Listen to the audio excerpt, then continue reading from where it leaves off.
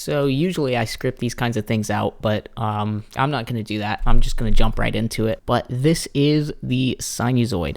So some of you might have seen my recent videos. If you haven't, then you're missing out. Go check those out. There's some quick little demos that I did using this preset.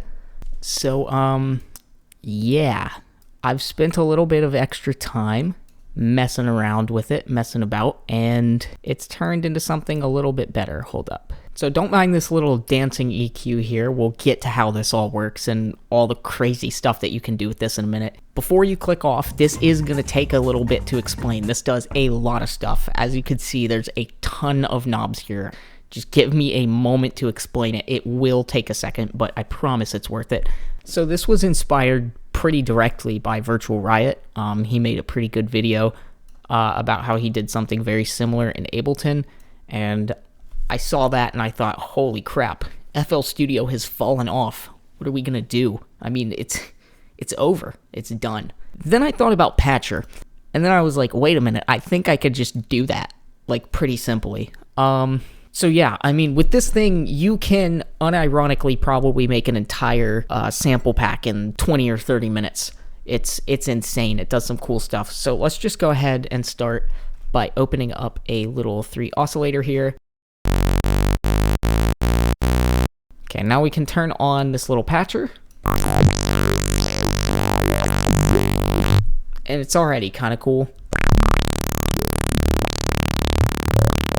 It's got a lot bit too much high end, and probably need some other effects to make it better, and that's with 10 seconds of effort. You already just have this infinite kind of randomized growl that's just generated out of nowhere. Now, one thing about this is it is completely deterministic. So it's not, I don't know if Virtual Riot's implementation in Ableton is completely randomized, but seemingly, as far as I can tell, FL Studio's randomized values that they use in LFO controller, or Peak controller, sorry, it's some sort of seeded random value that's based on the song time. So every time you play the same moment in the song, it's going to do the same thing, which can actually be really useful because you don't even have to export it to audio or anything. And if it sounds good, and you don't even have to worry about it. It's going to export as it sounds, but it's not truly random, so it's not quite the same. So I'll show you what I mean.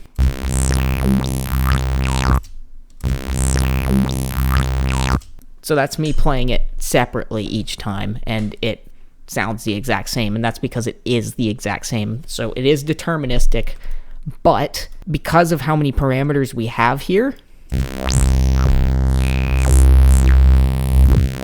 you can get such vastly different results just by barely tweaking a couple of parameters.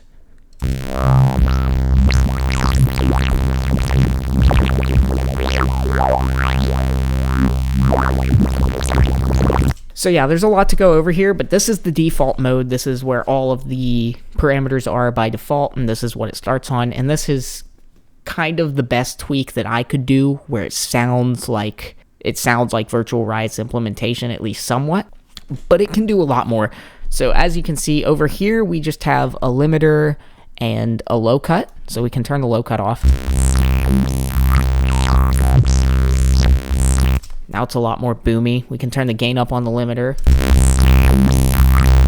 and then turn the release down, and then it'll sound really clipped.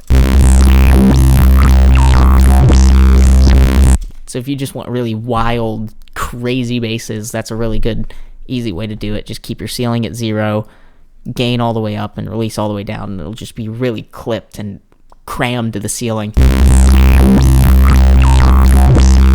Now, obviously, this isn't quite like a full effects chain, right? We're literally just putting it through an EQ and a patcher. I would normally put it through like an OTT, maybe a Maximus, and then maybe like a limiter for safety.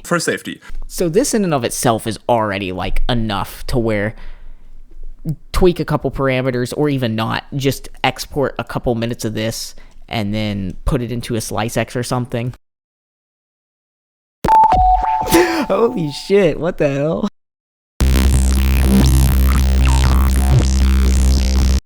Okay, now we can throw it in a SliceX or something.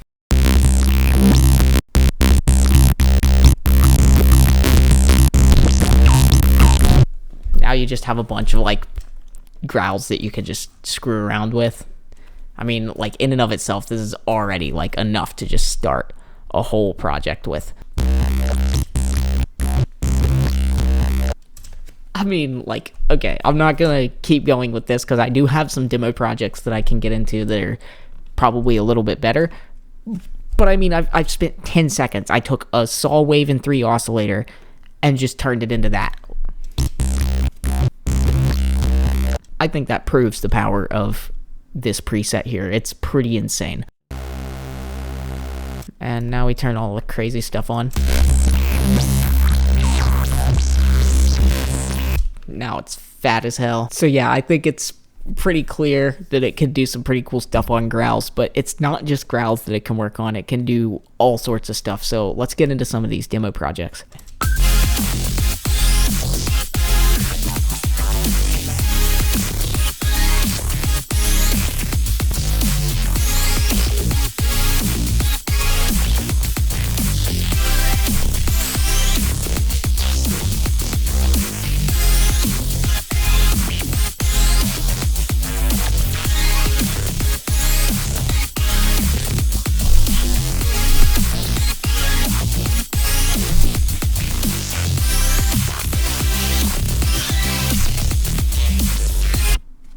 So definitely like bad mix, good vibes kind of thing. But basically everything in this is using this preset. So this little bass glonk, as I have it named, is using a really old version of the preset back when it looked kind of like this. But it's still doing basically the same thing. There's just a couple of extra parameters in the newer one, and it looks a little nicer, I think. Just taking a... Oh, Vital's being cool today. Oh, good. Oh, good, dude. Why does Vital do this every time? It does this every time, dude. It just doesn't... Where is Vital? Okay, we're back. We're back. We have Vital. Vital is willing to participate in the video now. Yay! Good job, Vital. We love you. Cool, now I can actually do stuff. So this is literally just a couple of saw waves with unison. It really is as simple as that. It has some distortion and some compression and some chorus. But mainly what's making that sound is the unison and the chorus. Both sound cool, it's just the chorus sounds a little bit wider and a little bit fatter. They're both good variations on the same growl. This chord bass did have a patcher on it at one point, but I thought it didn't sound very good, so it's not actually being affected, but the chords are. So we have this, but on a very different mode. So you'll see this waveform is set to 1, this waveform is set to 4. These are still the same parameters as the new version, but it's just using an older version of it. So if we turn that off, that's without the patcher, and then we turn it on.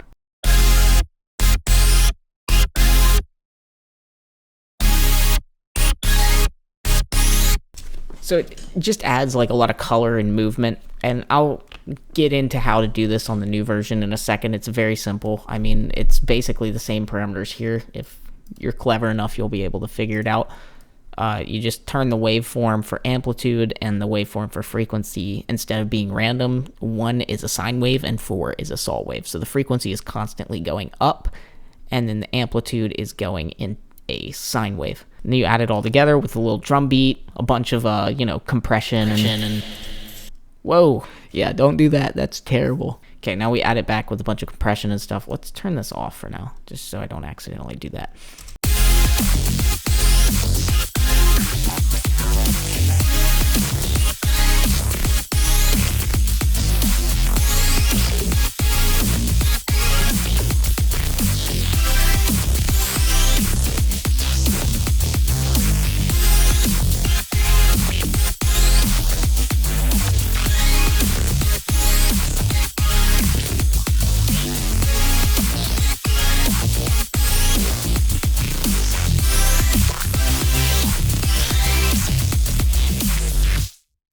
I mean, that is just so badass. It's just so cool, and it generated itself essentially. Like, it's just randomization, and I just took a saw wave with a couple of basic effects, compressed the hell out of it, and then put this little thing on it, and it just goes crazy. It just adds so much character to it. So let's get into another demo project here, because this was made with an older version. I don't know if I've mentioned that. This will be in the description for free. So yeah, you can download this and play with this yourself.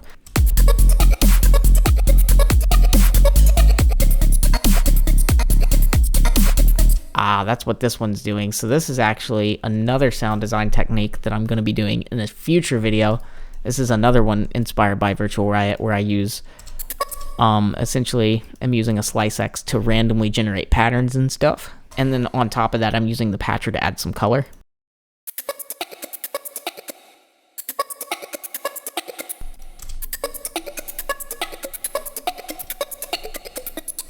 That's another big thing that I'm not really structuring this. I probably should have, but if you change this linear phase mode on the EQ, it makes a huge difference. So with linear phase mode off, it pitches the sound around a little bit just by the way EQ works and changes the phase. So it makes a very extreme difference to the sound that you get in the end, which can be really cool, especially on growls. I think linear phase mode on growls is kind of silly. Just using the regular phase mode on growls is the way to go. But a lot of times for melodic stuff, using linear phase mode can be the better way to go.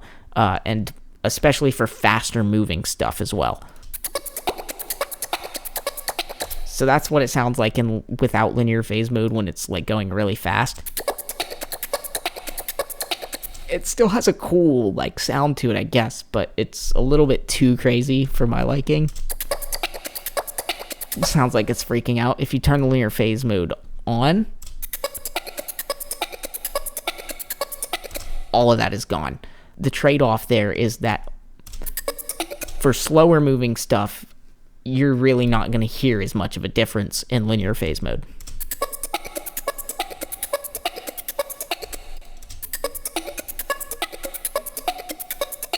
So it's really just a personal preference thing. You know, you just got to play around with it and see what sounds good to you.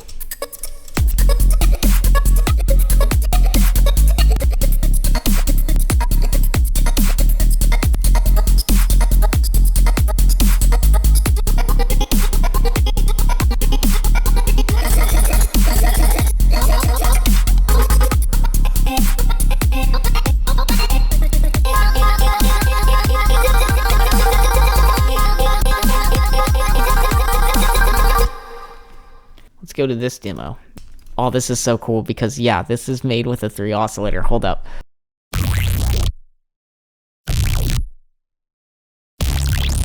All those glunky glorbs are coming straight out of a 3X oscillator. So this is just a quick demo of me like automating a few parameters on each of these patchers to just give it even more movement. So the chords, of course, have it in waveform mode, and the growl, of course, has it in this random mode.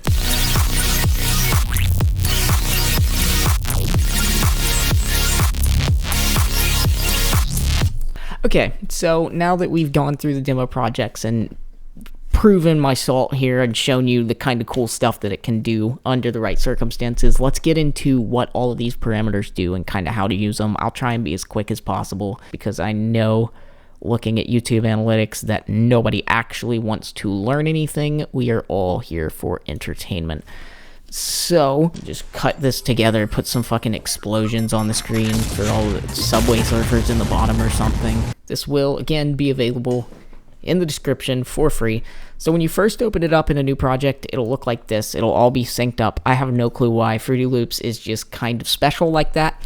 So all you're gonna have to do is just press play and then press pause, and then for the rest of the time it's gonna be fine. It's Fruity Loops is just a special little guy sometimes, and that's just how it works when we work in the best DAW in the business. Hey, lifetime free updates though, don't ever forget it.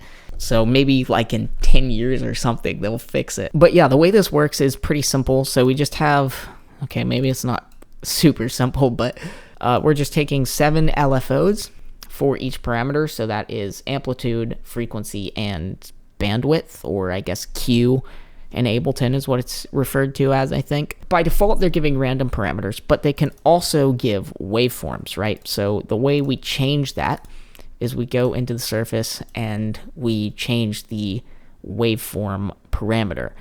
And when you go from random to waveform, in anything, by default, they're giving random parameters, but they can also give waveforms, right? So the way we change that is we go into the Surface and we change the waveform parameter. And when you go from random to waveform in anything, the frequency is a lot faster. So I don't know why that is, but the random frequency when it's up at 75% is way slower than the sine frequency when it's up at 75%. You're going to have to probably turn down the frequency. I mean, you don't have to, do what you want. I'm not your dad, but yeah, it's probably recommended. So 1 is sine, 2 is triangle, 3 is square, 4 is sol. So 1, 4, and 5 are the most useful, in my opinion, for anything. Sine makes this kind of like recoiling, wacky shape. Sol just makes things go straight up. You can do the same with amplitude. So if we have amplitude going on a sol wave, turn the smoothing all the way down. Smoothing is only really useful on randomized. So on random, what smoothing will do is it will change how quickly each value moves to each other. So it'll smooth out how quickly the values change. But on waveforms, it doesn't really matter. Like, it'll just basically act as a weird form of like tension in a way. So you can do that. It's cool. More power to you, but it's not entirely desirable. I really like turning the frequency to a sol wave and the amplitude to a sine. But you can do any combination of these. There's so many possibilities.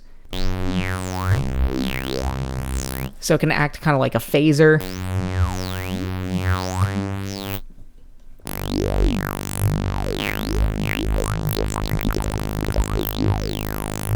Or if you don't really want all that phasey sound, you can turn on linear phase mode, and then it's just more like a spectral morph kind of thing.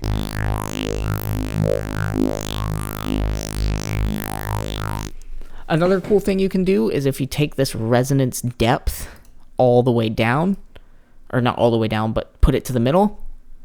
I call this raindrop mode because it just kind of sounds like raindrops.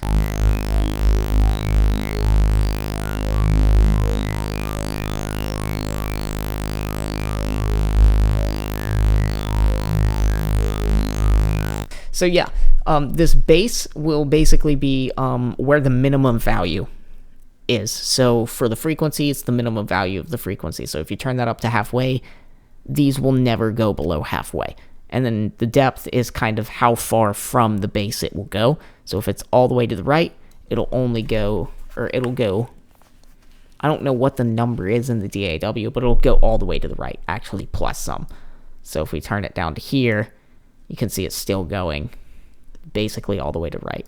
If we turn it down even more, it gets even thinner and the band is way more controlled.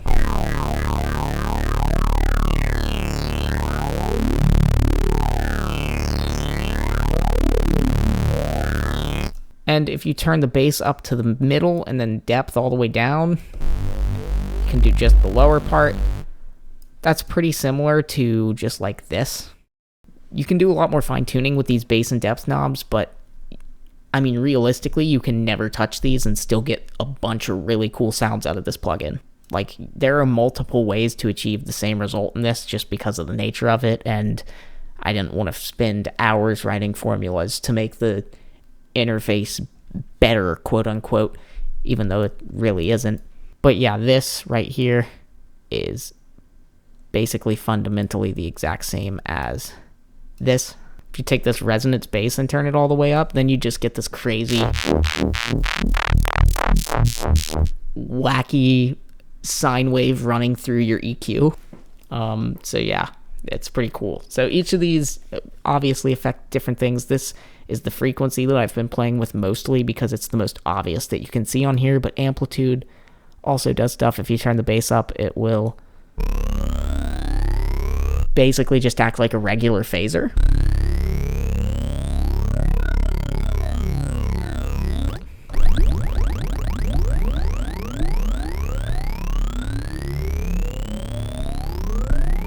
Can can also turn the bass down and then the depth down. So now it's like a subtractive phaser.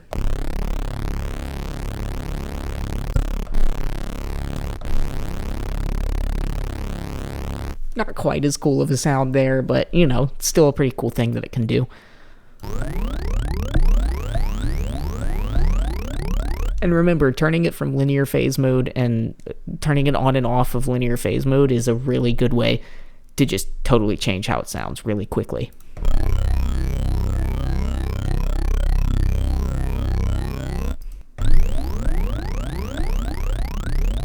This tension knob is a little bit less useful. That's why it's smaller, because it's kind of a secondary thing. So if you turn the tension down, more of the values end up lower, and if you turn the tension up, more of the values end up higher, and that goes for random values too.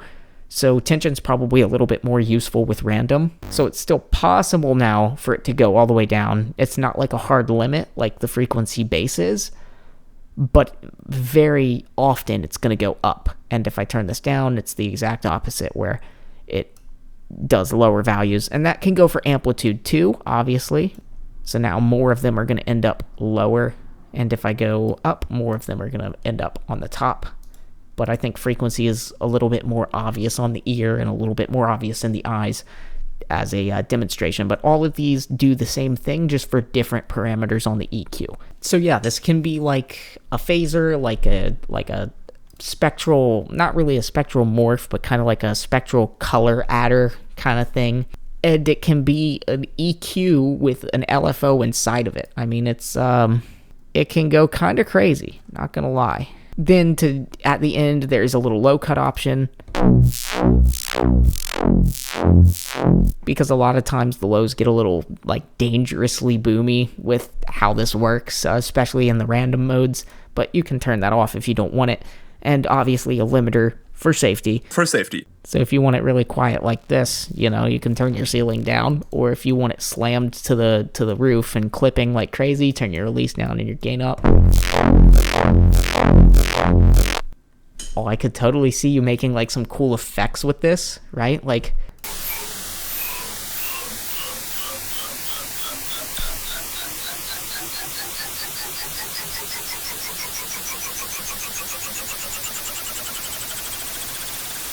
I mean, it could just do everything. It can make glonky basses, and that's kind of the default thing that it does, but it can add really cool color to chords. It can do phasing. It can do, apparently, making effects, as I've just figured out. You don't need any crazy third-party anything. You can do that with 3 Oscillator. I'm just using Vital because it's what I use. I mean, again, Vital's free. If you don't have Vital, then what are you doing? All of these parameters are automatable. You can do it on all sorts of different things. You can just press activate, and then you don't even have to go to the map. You can just right-click it again and do create automation clip. Let's go ahead and just try and make a little bit of a bass sample pack.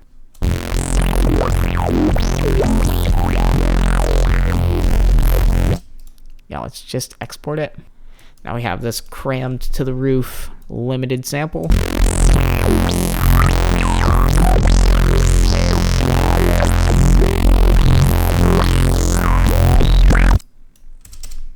Then we can take it into Slice X.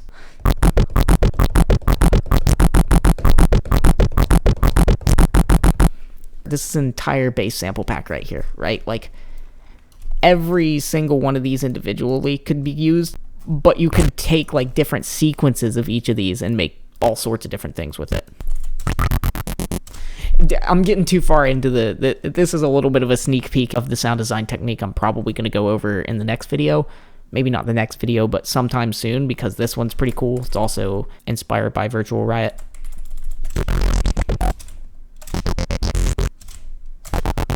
Like, that's one auto slicing mode on one clip, on one set of parameters, on one preset, right? Like, the possibilities are quite literally endless here. Every once in a while, you get a nice big one like that. I mean, come on, that's cool.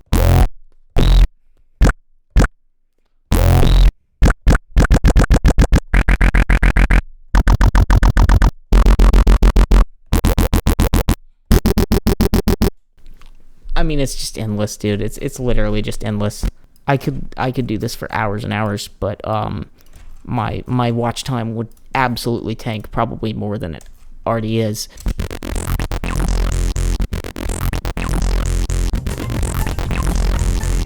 I literally just spammed the keyboard, and I mean, yeah, is it that good? I don't know. Oh, let's just shift it up. There are some other things that I could go over, and I'll probably, if y'all want me to, let me know in the comments, make another video all about this technique right here, where you can just let your patterns design themselves. That's another Virtual Riot video right there.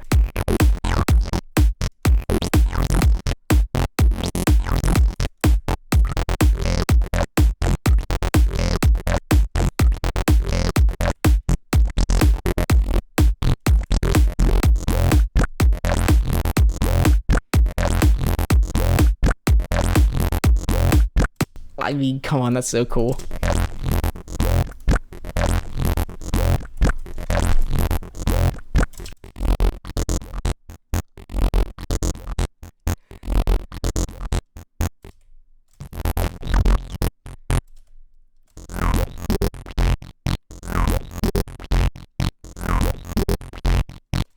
Yeah, okay, it's been what, an hour? Okay, I have to finish up. I can't have too much more footage than this. I do want to make another video on this topic. I probably will regardless, but if you guys want to see that, let me know in the comments. But yeah, if I haven't convinced you that this preset, free preset by the way, in the description below, is worth downloading, I don't know, maybe dubstep isn't for you. Maybe you're just not meant for the dubstep life. And all of you little motherfucking pieces of shit out there telling me that you were listening to dubstep before me, are you fucking stupid? To be honest, that's probably a good thing for you and everyone around you. But anyway, I'm going to leave it at that. Link is in the description below. Should be like a Google Drive link or something where you can download the free patcher preset. Subscribe for more sound design tips and all sorts of random ass videos just like this.